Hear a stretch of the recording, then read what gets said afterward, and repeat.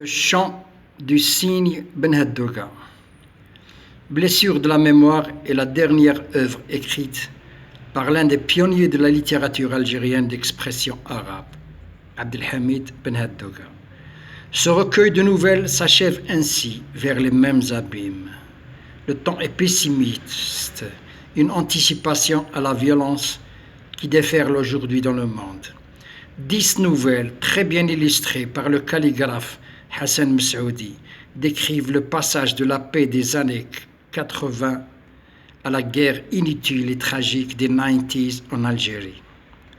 Une seule note d'espoir rayonne dans ce recueil, la nouvelle intitulée « Le grenadier de la Séguia ».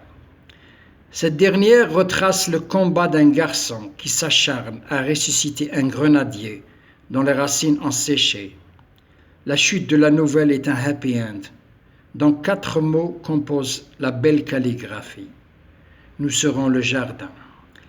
La nouvelle intitulée Mémoire trouée raconte l'histoire d'un homme qui ne devient amnésique que lorsqu'il s'agit du prénom de sa femme. Quelle belle trouvaille pour illustrer les conflits conjugaux de l'espèce humaine. Quel humour!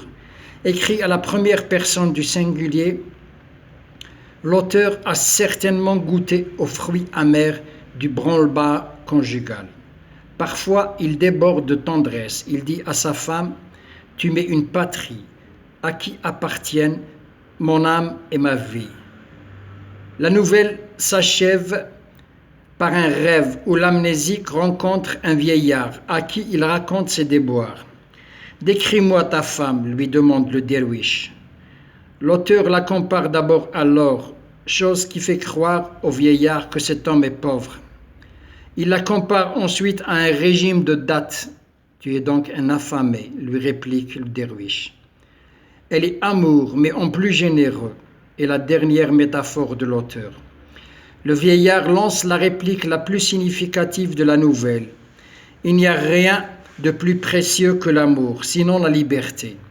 Le mot est lancé en arabe, huriya, eureka, s'écrie l'auteur. Il croit retrouver la mémoire. Il se réveille et retrouve sa véritable femme. Cette dernière se fâche, car elle ne se nomme pas huriya. Après l'amnésie vient le tour de l'infidélité. Qui est cette femme qui fait rêver son mari? L'auteur parle-t-il de la quête effrénée de la liberté chez l'artiste? Toutes les nouvelles sont datées, et à partir d'octobre 88, on entre de plein pied dans la tragédie. Sur les paroles, ouvrez le feu, l'éternité et le fusil, et rêves couleur de nuit sont les nouvelles qui décrivent l'infernal cycle de barbarie qui a régné en Algérie durant la décennie 90. La nouvelle qui porte le titre du recueil fait parfois un comeback à l'enfance de l'auteur, passé dans Al-Hamra, un hameau perché sur les hauteurs sud des Bibans. J'invoquerai l'horizon lilas couronnant mon village, le temps lointain vécu là-bas, mon enfance amoureuse de la lune et des étoiles, les berceurs que me chantait ma mère. Mais la mémoire est trop blessée. Au moment où il rédige sa dernière nouvelle, Tahar Jaoud, Abdelkader Alloula et Boussepsi ne sont plus de ce monde. Ils ont été fauchés par la violence intégriste.